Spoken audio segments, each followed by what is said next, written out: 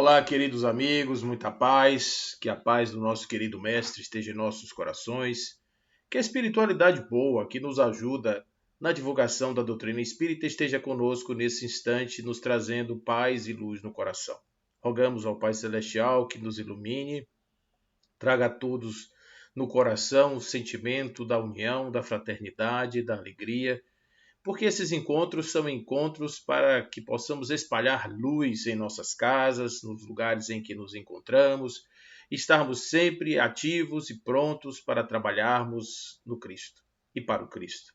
Então, hoje nós vamos falar sobre um tema que é um tema interessante, né? É um tema que está aí na ordem do dia, sobretudo na sociedade pós-moderna. Nós vamos falar sobre uma provocação que nos traz aqui o Espírito Joana de Ângeles no livro Seja Feliz Hoje, né? A nossa querida mentora vai falar sobre vivência saudável. O que é isso, né? O que é viver de forma sadia? No mundo de hoje é muito comum a gente ouvir aí as fórmulas mágicas do bem viver. Então a gente vê aquelas propagandas, livros de autoajuda, a gente vê pessoas correndo na praia com os filhos, com a mulher, todo mundo sorrindo. E a gente fica imaginando, isso sim deve ser uma vida boa. Isso sim deve ser uma vida legal, a pessoa ter, de repente, uma casa, ter um carro bacana, poder viver com um emprego justo, bom, que pague bem, etc. Então a gente acha que a vivência saudável tem a ver com qualidade material da vida, tem a ver com a estabilidade das nossas instituições, tem a ver com a segurança com a qual nós enfrentamos diuturnamente as nossas oportunidades vivenciais. Então, de um modo geral, a gente acha que viver de forma sadia seria como estar num mundo em que o corpo físico e o psiquismo do ser não fossem ameaçados, ou que ele tivesse, de repente, alguns artifícios através dos quais ele pudesse se blindar de determinados tipos de influências exteriores que pudessem, de certa forma, prejudicar a sua homeostase, o seu equilíbrio existencial.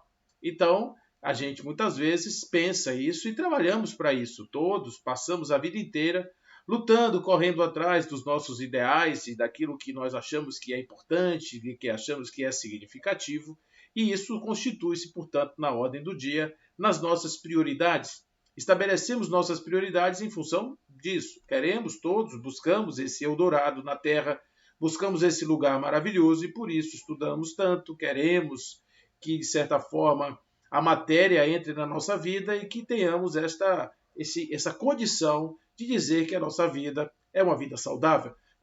Mais recentemente, a sociedade começa a se voltar para determinados estilos de vida que não necessariamente estão ligados a questões materiais, mas que estão ligados a questões mais de nutrição e até mesmo de paz, de espírito. Então aparecem aí as meditações mais modernas, como a meditação de atenção plena, o mindfulness, aonde a pessoa de repente está presente na experiência, coloca-se de forma presente na sua experiência vivencial, e também a alimentação, o vegano, o vegetariano, alguns que privam-se de determinados tipos de alimentos, justamente para poder melhorar um pouco essas ingestões dessas substâncias que compõem o nosso cardápio nutricional, a nossa condição aí de estarmos vivos e o corpo ativo, produzindo energia para poder as suas funções fisiológicas estarem ok, na ordem do dia, tudo funcionando muito bem.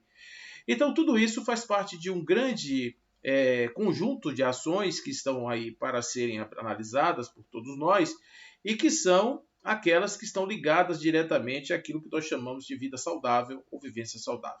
Prática de exercícios, alimentação bacana, estarmos numa condição boa, vivendo num ambiente saudável, isso tudo representa para nós hoje, às vezes, em alguns casos, né, com uma grande importância, nós temos aí pessoas que dedicam, né, praticamente uma parte significativa de sua vida a buscar esses mecanismos alternativos, essas fontes interessantes de sobrevivência e de vivência nas suas realidades, até para amenizar um pouco a pressão que a gente recebe aí do mundo, né? O mundo é muito, esse mundo novo não que o mundo em outras épocas tenha sido diferente, né? Mas o mundo ele é uma máquina de moer gente, né? O mundo está constantemente promovendo novos desafios e se nós não tivermos alternativas para lidar com isso, a gente realmente é consumido por ele de alguma forma. Mas nesse caso especificamente, a nossa querida Joana vai falar sobre um outro tipo de vivência saudável que tem, claro, não invalida nenhuma dessas outras formas, como eu falei, né, nas quais eu falei, mas que ela está ligada intimamente ao mundo, né, o mundo dos pensamentos da pessoa, aquele mundo interior, aquele mundo íntimo, aquele mundo pessoal, aonde moram os nossos mais importantes segredos e aonde estão as nossas verdades guardadas aí, né, nos armários, nos refolhos da alma. E que adianta você comer verduras, fazer uma alimentação boa, balanceada? De que adianta você fazer bons exercícios, ter uma vida de respiração, tomar muita água de coco, clorofila, todas essas substâncias que estão aí ofertadas como remédios para o bem viver? Que adianta tudo isso se dentro o pensamento não está ok? De que adianta tudo isso se a alma não consegue repousar sequer a cabeça no travesseiro? De que adianta termos todo esse aparato de possibilidades materiais, riqueza, casa bacana, o carro, as viagens? De que adianta estarmos nesse mundo de tantas possibilidades de realizações, de prazeres, de sensações, se o mundo íntimo do sujeito, se a pessoa não consegue domar sequer parte daquilo que é a sua realidade de mais presença que possa existir, que é o pensamento. O pensamento é a coisa mais presente nas nossas vidas, porque nós não paramos de pensar um minuto sequer. Nós não estamos fora da atividade do pensamento em nenhuma circunstância de nossa vida. Em todo momento nós estamos pensando em algo. Ou estamos pensando no que estamos fazendo, ou estamos pensando no que nos ocorreu no passado, ou estamos pensando no que nos ocorreu no futuro, ou estamos pensando naquela relação que está ali estabelecida, quem é aquela pessoa, quais são as suas intenções, o que será que ele está pensando, o que será que ele me disse, ele me falou tal coisa, isso me remete a tal outra coisa. Então, a partir dessas ligações, nós vivemos o mundo a partir do pensamento. O pensamento é o ordenador principal das nossas atividades, das nossas ações, dos nossos hábitos e também da qualidade da nossa vida, por que não? Porque o indivíduo pode estar na mais abjeta das situações materiais se ele estiver em paz com a sua consciência, se ele estiver em harmonia com os seus pensamentos, aquilo pouco vai lhe afetar. Mas se ele pode estar ornado lá de todas as flores, de todos os adornos da natureza, ele pode estar deitado sobre os colchões e os lençóis de 1 milhão de fios, se ele não estiver na sua condição de paz, se ele não estiver na sua condição pacificada, se ele não estiver na sua condição plena, esta pessoa será uma pessoa infeliz. Ele será infeliz. Ele terá na sua condição de vida algo que vai lhe atormentar bastante. E aí é importante a gente entender aonde está essa correlação entre a mente e o corpo, como isso se dá, de que maneira a mente e o corpo estão interligadas. Então, nós vamos nos valer aqui de alguns textos que estão na literatura espírita para que a gente possa compreender um pouco a respeito disso. É claro que se você for estudar André Luiz, né, nos mecanismos da mediunidade, nos livros que ele fala sobre a casa mental, sobre os estágios do pensamento evolutivo, quando a gente começa a entender como é que ele trata da questão da relação entre o espírito e o corpo, dos seus níveis mais mínimos, a gente pode de repente imaginar que ali estão ciências ocultas e às vezes distantes da nossa capacidade de compreensão. Mas existem algumas coisas, existe algo que nós podemos sim acessar, porque o pensamento ele é algo que está sendo estudado não somente pelo espiritismo, não somente pelos espíritos, mas também pela ciência, mas também pelos grandes cientistas que hoje pululam na nossa sociedade. Então, o nosso querido Carl Gustav Jung, ele dizia que as funções primárias do ser humano são justamente o pensamento, o sentimento, a intuição e a sensação. É a partir dessas quatro forças, desses quatro ambientes da ação humana, que existe aí a questão do que ele chama de estruturação da psique, do psiquismo. Né?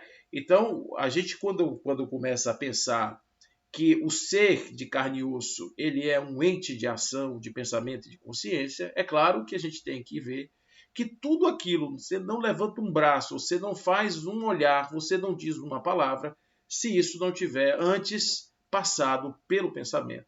Se isso não tiver passado antes por um juízo de consciência. Se isso não tiver passado antes por uma fisiologia cerebral. E aí, claro, que existem aqueles que são neurologistas, neurocientistas, que estabelecem que tudo está dentro do cérebro. O pensamento é um epifenômeno cerebral, é como se fosse a urina, é como se fosse a bile, é como se fosse uma secreção de um órgão. Então, de repente, o pensamento existe porque existe o cérebro e a fisiologia do cérebro produz o pensamento. É claro que a gente sabe que isso não é tão simples assim, porque existem espíritos que se comunicam, existem espíritos que estão raciocinando, existem espíritos que estão dando comunicação, e são comunicações inequívocas. Não estamos falando de fraude, nem estamos falando de animismo, não estamos falando de nada disso. Estamos falando de seres extracorpóreos que apresentam uma mensagem coerente através de um médium, tudo bem, mas também através das suas mensagens que vêm pela voz direta, que dispensa qualquer tipo de intervenção humana, ou até mesmo das materializações. Então, nós podemos entender que, naquele momento em que o espírito se comunica de forma intencional, fora do corpo, em uma outra instância, aquele mesmo que foi o encarnado de outrora, agora apresenta-se pensando e consciente do ato que está perpetrando naquele momento. Se ele de repente derrama uma rosa sobre uma mesa, ele faz um fenômeno, né, de efeito físico e faz a rosa descer sobre a mesa, é importante que a gente entenda que aquele movimento foi intencional. Alguém teve a intenção realmente de fazer esse processo, de desenvolver essa ação. Então, o pensamento, vai dizer aqui o nosso querido Allan Kardec, o pensamento age sobre fluidos ambientais como o som age sobre o ar.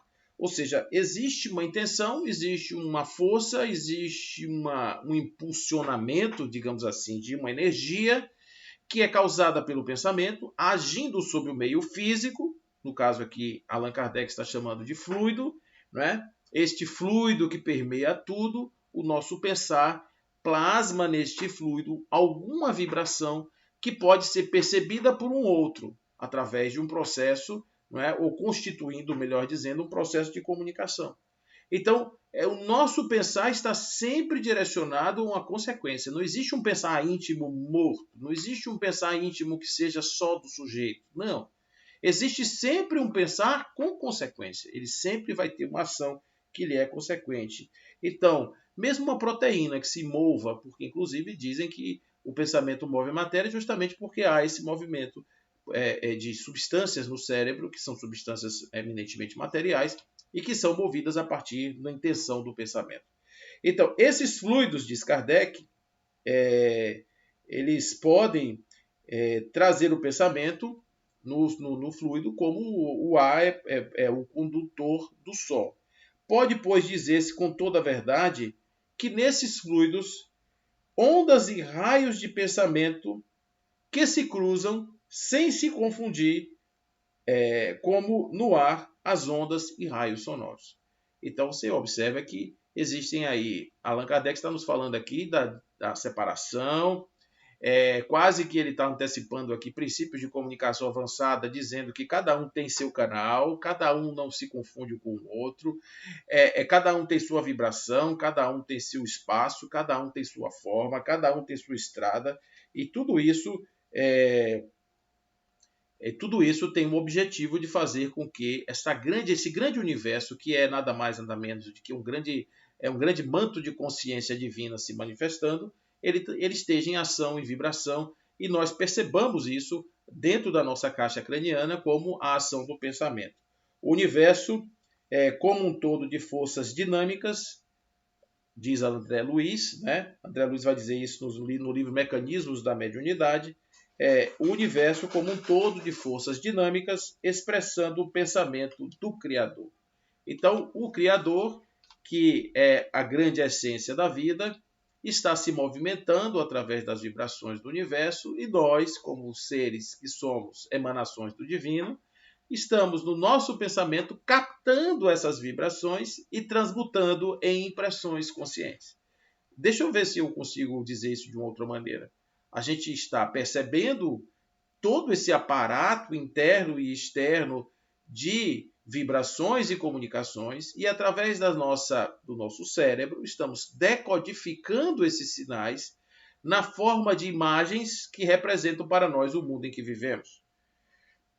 Podemos dizer que toda a existência ela tem um grau alto de subjetividade. Por mais que você esteja sentado em uma cadeira e essa cadeira seja algo objetivo, algo concreto, mas para uns a cadeira será confortável, para outros não, para uns será bonita, para outros não, para um ela será útil, para outros não, para uns muito baixa, para outros muito alta. Então observe que sempre, mesmo diante de uma patente objetividade, a percepção do objeto passa por uma imensa subjetividade, ou seja, o sujeito sempre é criador daquilo que ele percebe. Ele percebe o mundo a partir das suas ondas mentais. Então, André Luiz vai dizer ainda assim, nesse livro, que é Mecanismos da Mediunidade. Nos fundamentos da criação, vibra o pensamento imensurável do Criador e sobre esse plasma divino, vibra o pensamento mensurável da criatura. Observe que o imensurável do Criador, que cria o ambiente, é sobre este que passa ou que perpassa o mensurável da criatura, a constituir-se, portanto, em um vasto oceano de força mental em que os poderes do espírito se manifestam. Então, observe que nós estamos indo um pouco além do que simplesmente um hábito, né? Estamos compreendendo que existe sim uma grande confluência de ondas mentais pairando em todos os lugares e essa grande confluência ela está ao nosso alcance. Nós alcançamos isso. Agora, como essas energias mentais elas estão passeando em seus graus de vibração, em seus graus de energização, nós, como rádios, vamos captar aquilo que nós temos melhor sintonia.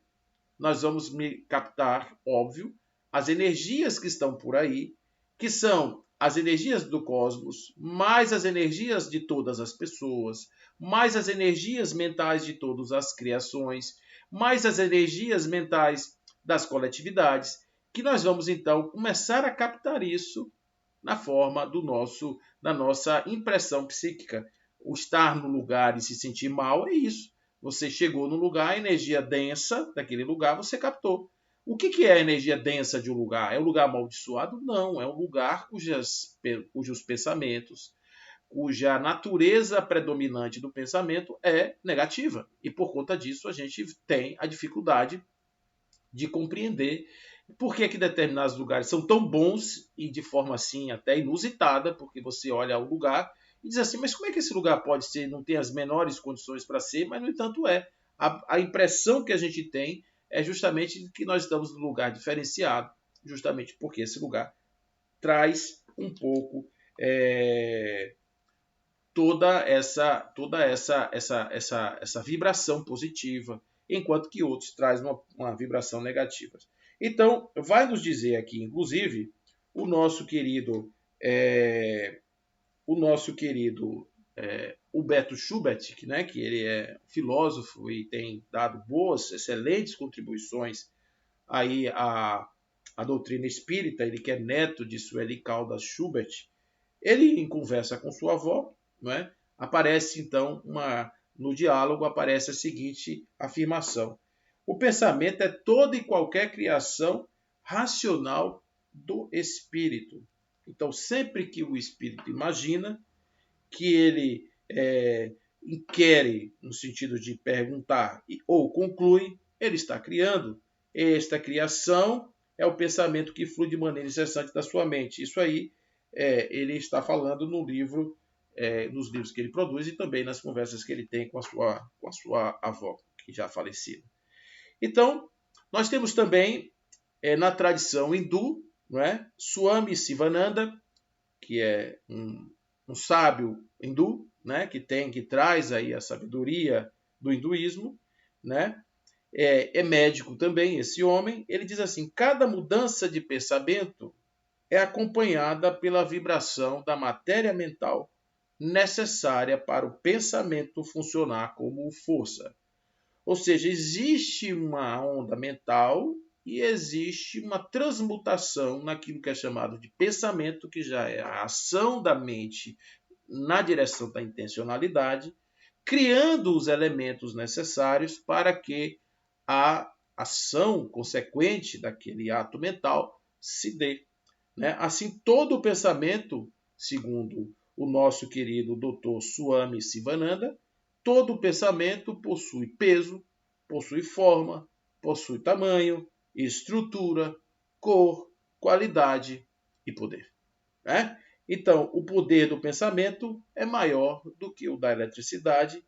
A todo pensamento corresponde uma imagem mental. Toda vez que a gente imagina qualquer coisa, na nossa mente vem uma imagem mental, vem um símbolo, vem uma história, vem uma pessoa, vem um lugar, um objeto, uma sensação. Por quê? Porque esse é o grande emaranhado. Não é? Quando você pensa na mente, a mente estabelece os seus inputs intencionais, que são transmutados em figuras de representação, conforme nós já dissemos. Então, o pensamento ele é sempre uma transmutação de uma intencionalidade que parte da mente, para dar forma, significado em um processo de consciência. Sem o pensamento, nós não poderíamos interpretar ou não teríamos a sensibilidade de captar a intencionalidade da mente. Não seria possível transformar diretamente a intencionalidade da mente em uma ação e, consequentemente, na vida do sujeito como um ente de individualidade. Nós não teríamos essa possibilidade, seríamos inertes, completamente inertes se não houvesse o pensamento. A gente até captaria as impressões da mente, mas ficaríamos como assim perdidos, sem saber o que significa aquilo, sem nenhum significado de valor, sem nenhum significado de força, teríamos apenas seríamos nada, seríamos absolutamente nada. Então observe que uma coisa interessante que a gente sempre pensa em relação a isso, imagine que você tem um valor seu, um valor moral. O valor moral é força da mente. Ele vai se constituir em algo que vai impulsionar o sujeito a uma ação. Um valor impulsiona a ação. Mas como é que ele faz isso? É porque em determinados momentos, quando vem uma intencionalidade, quando vem uma situação para que o cérebro, a partir do seu processo mental, elabore a sua ação consequente, o valor entra como ponderador. Então, observe que situação. Você está deitado agora no seu quarto, você está num dia de domingo de manhã, está chovendo e você está com vontade de dormir mais. Mas se você tem um compromisso, se você firmou um compromisso lá às 6h30 com a turma para andar ou para fazer uma atividade qualquer, laboral, etc. Então, nesse momento, quando você abre os olhos, a vontade que você tem de continuar dormindo, inventar uma desculpa, pegar o telefone, dizer que não está passando bem, dar lá uma mentirada e resolver sua vida. E continuar dormindo, para se arrepender depois, claro. Mas no primeiro momento, é essa a intenção.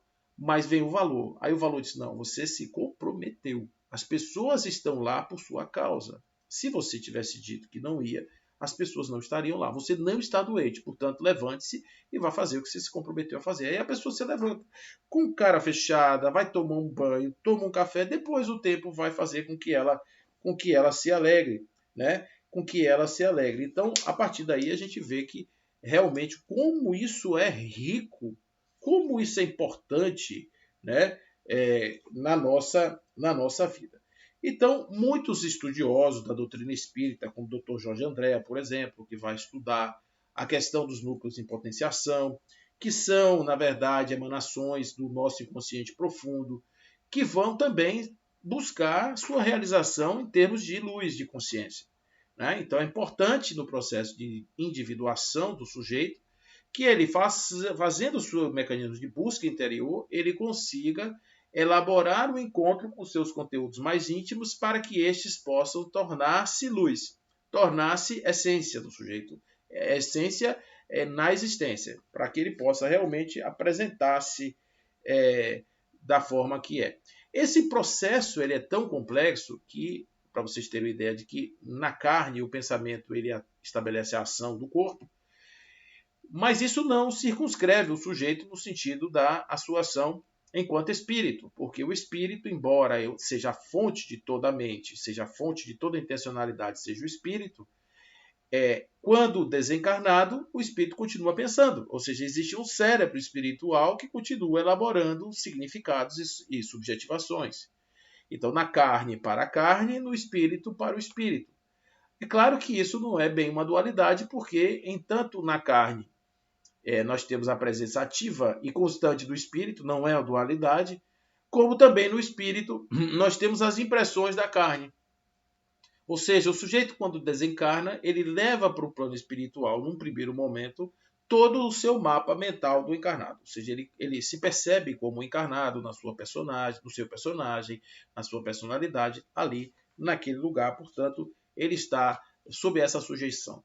Aí vem uma dualidade, sim, agora no aspecto dicotômico, sempre do bem e do mal, do que é bom em termos dessa estrutura toda e do que é mal. Bom, o pensamento negativo, ele é resultado das nossas crenças.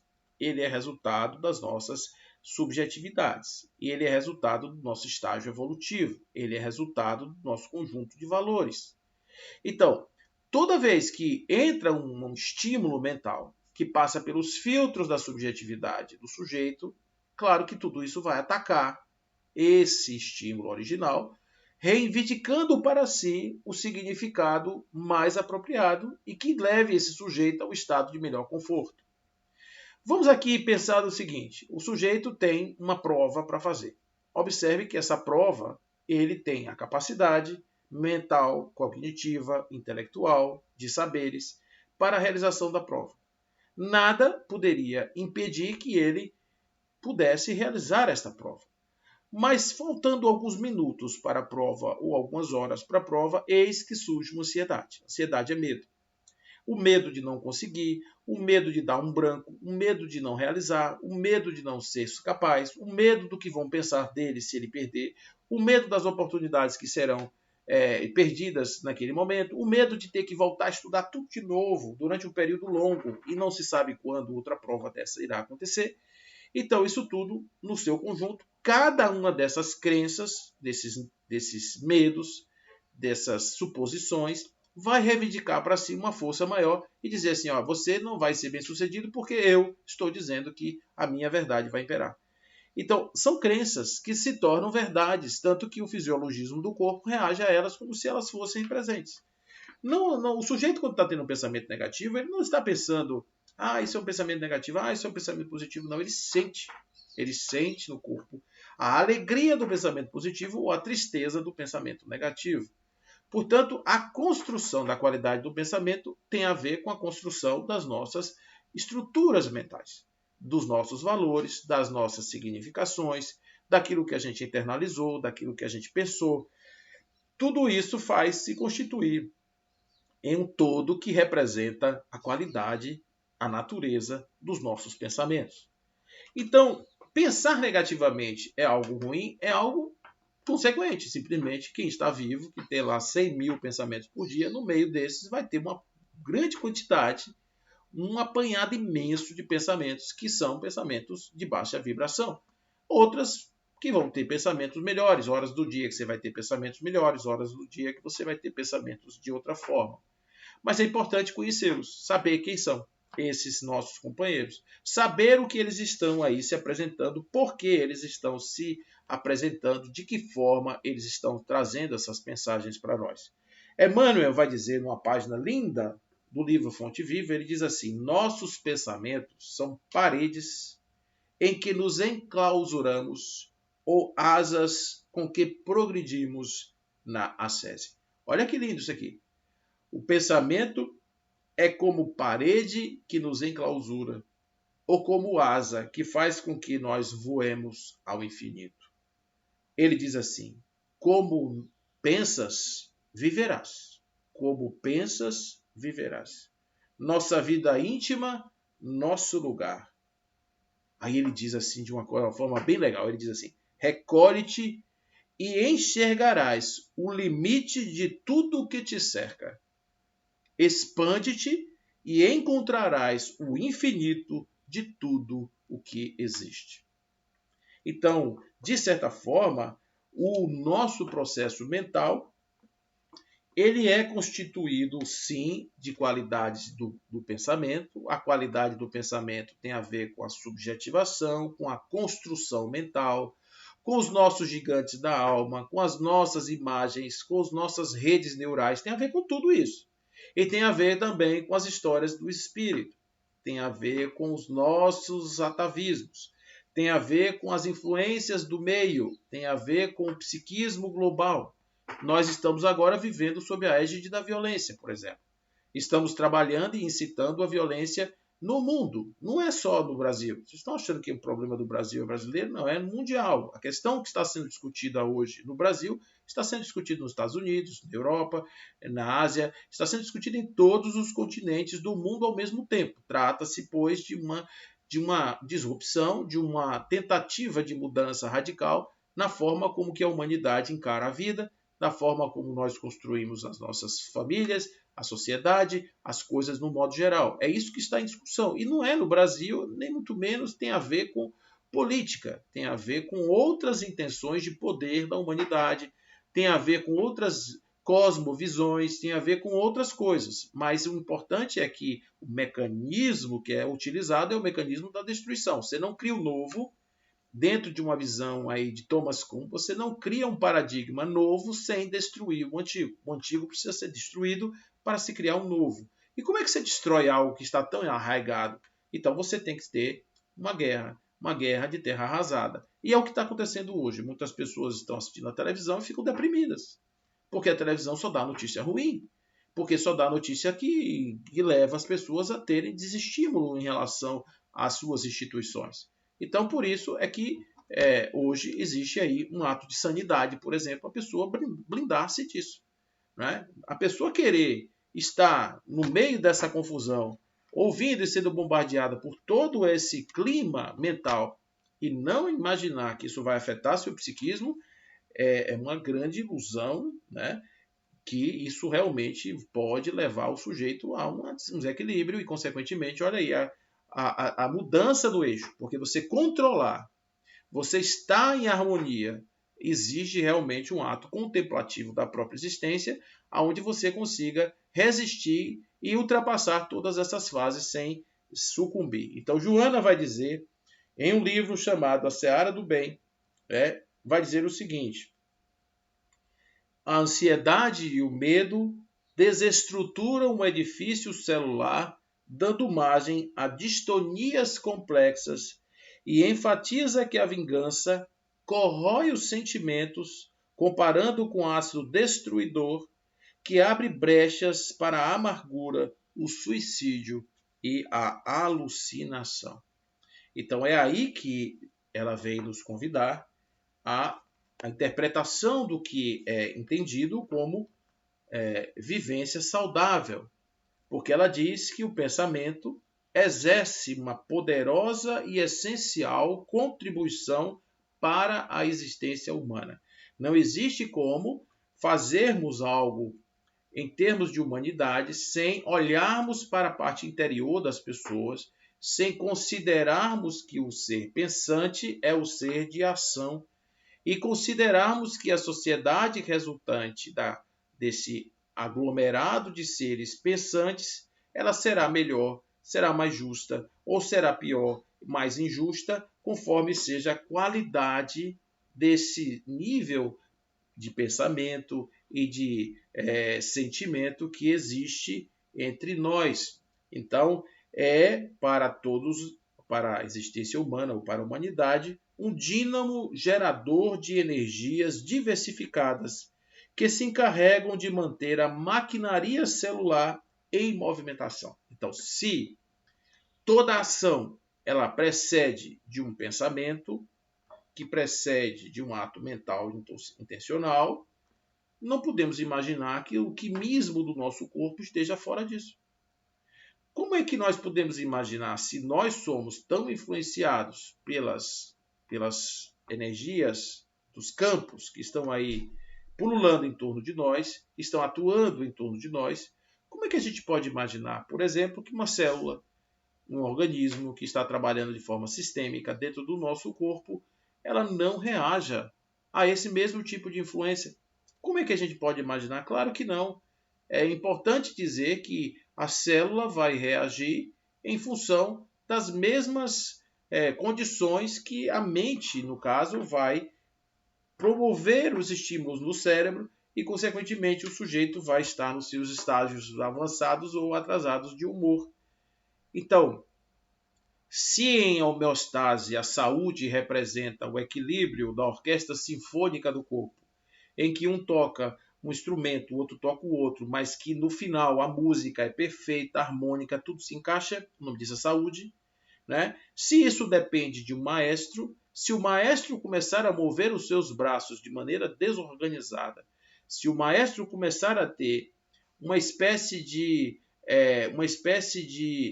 visão distorcida, ou melhor, de uma atitude que não corresponde uma atitude com a outra, uma espécie de dissonância cognitiva, se ele começar a ter algum tipo de como, uma coisa de uma paralaxe cognitiva, nomes que se inventam aí para essas coisas. Imagine que de repente o sujeito o maestro esteja nessa condição, o que vai acontecer com o corpo? Ele vai estar sem saber. A reação química que acontece de forma ordinária, ela não é determinada simplesmente. Ela está sob a ação dos mesmos campos energéticos do pensamento. Então, isso pode gerar uma desarticulação desse campo harmônico e, consequentemente, a perda desta unidade, tornando-se cada um por si aqueles que vão produzir, no caso das células, que vão produzir as neoplasias, vão produzir os distúrbios de toda a ordem, vão produzir os acúmulos de determinadas substâncias em áreas específicas do corpo, o mau funcionamento de determinados órgãos, e isso vai criar aquilo que é chamado de doença. Ou seja, nós temos aí desde a mitose celular, desde o seu processo de cissiparidade, conforme diz Joana, né, que são esses movimentos de divisão celular, esses momentos desde a embriogênese mais primária até a constituição do corpo, tudo isso está ligado intimamente a esse mesmo campo mental do sujeito. O corpo é, portanto, uma emanação da mente do sujeito, que é resultado do seu aspecto espiritual. Então, é claro também que os nossos atavismos, nós não podemos imaginar que as nossas desestabilizações mentais sejam causadas exclusivamente pelos momentos presentes. Então, nós temos os presentes e temos os passados e temos aqueles que estão conosco por conta dos amigos que atraímos em função dos nossos atos do pretérito e do presente.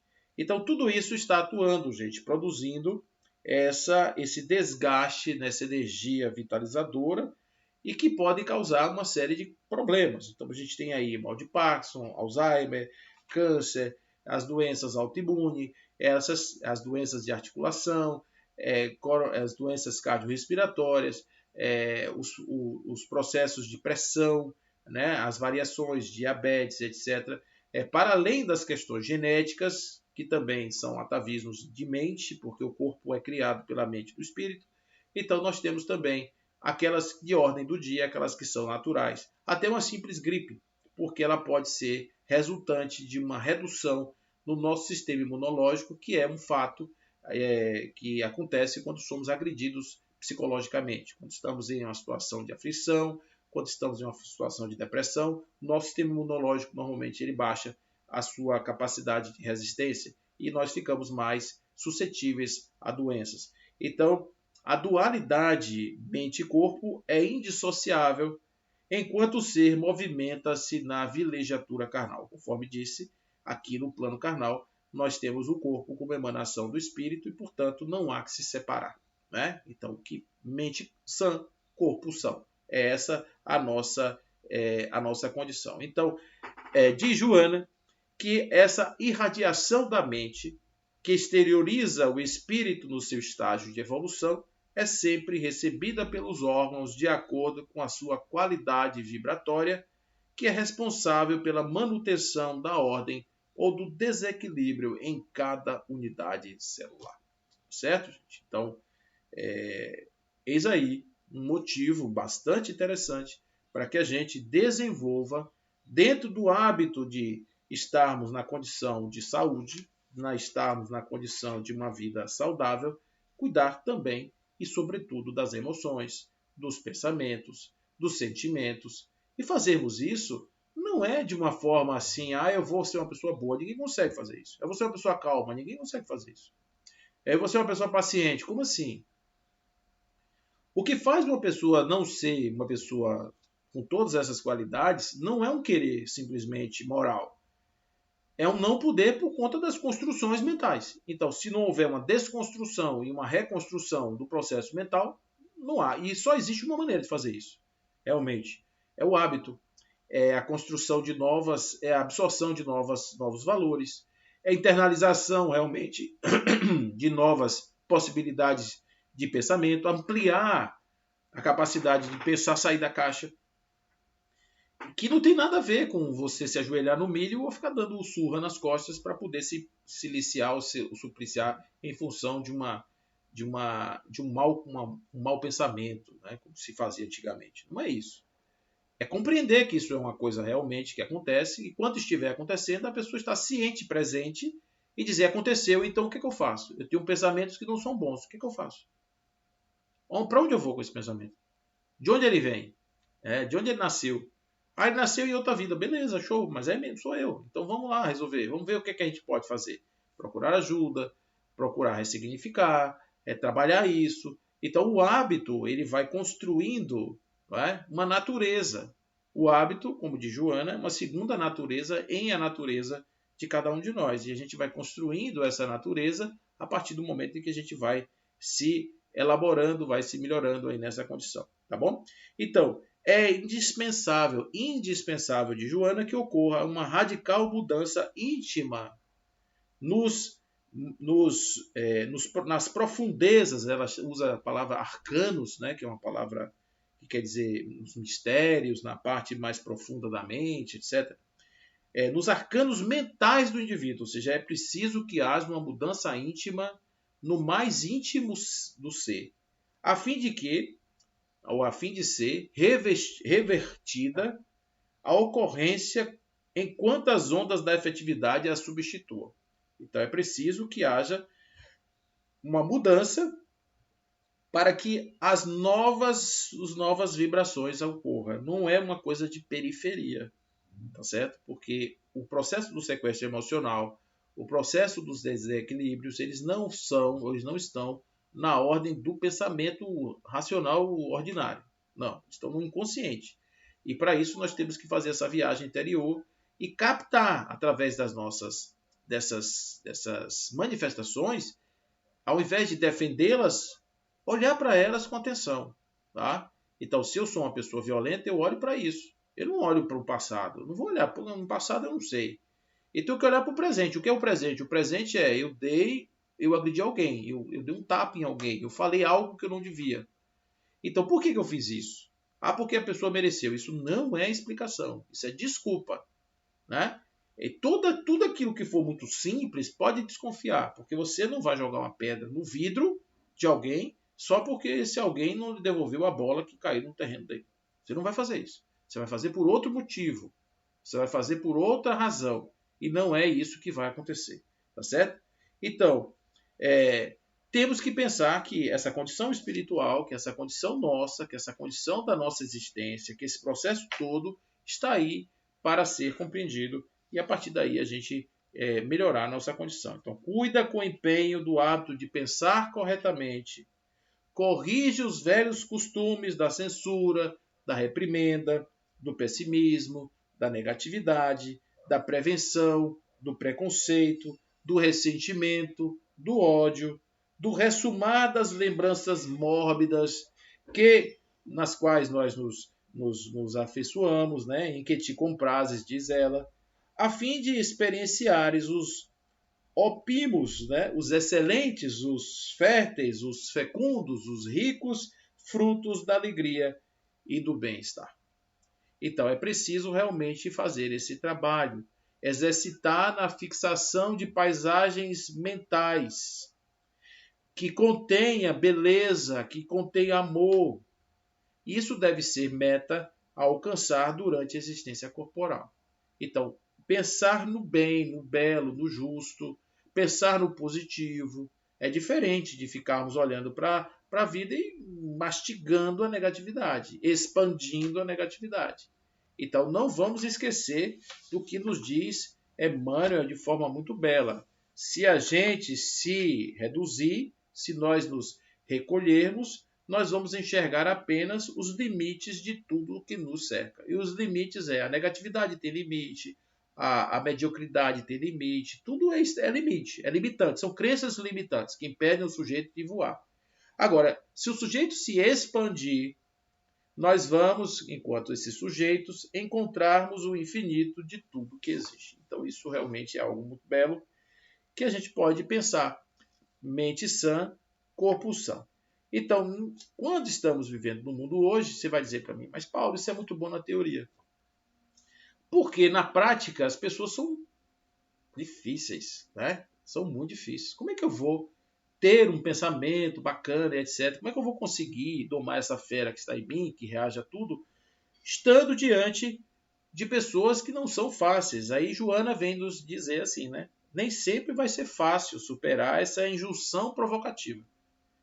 Mas se houver treinamento, mediante o exercício da compaixão, ver o outro como um enfermo ou veículo de dissolução, conseguiremos manter a serenidade e a paz, sem assimilar o ódio ou a agressão, que nos provoca a descer ou que nos leva a descer aos pântanos primitivos do nosso passado evolutivo.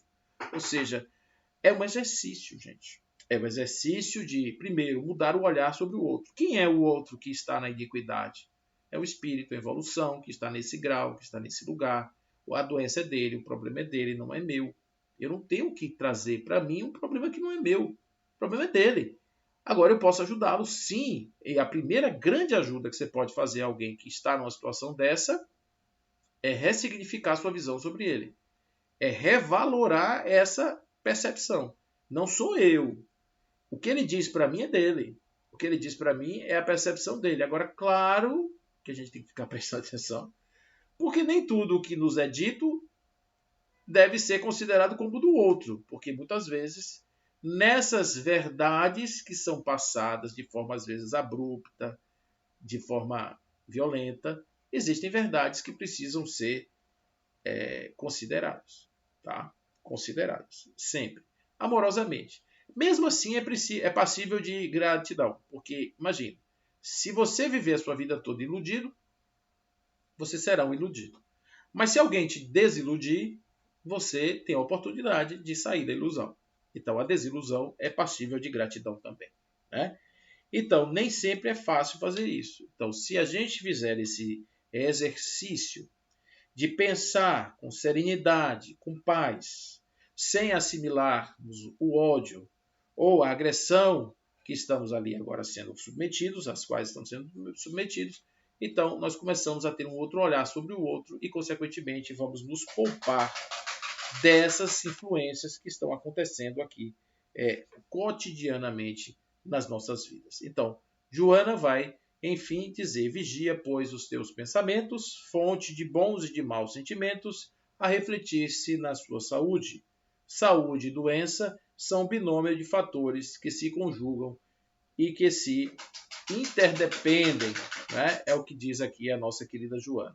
Preserva o pensamento vinculado às fontes do conhecimento transcendental, às nascentes da vida, e fruirás as bênçãos de paz.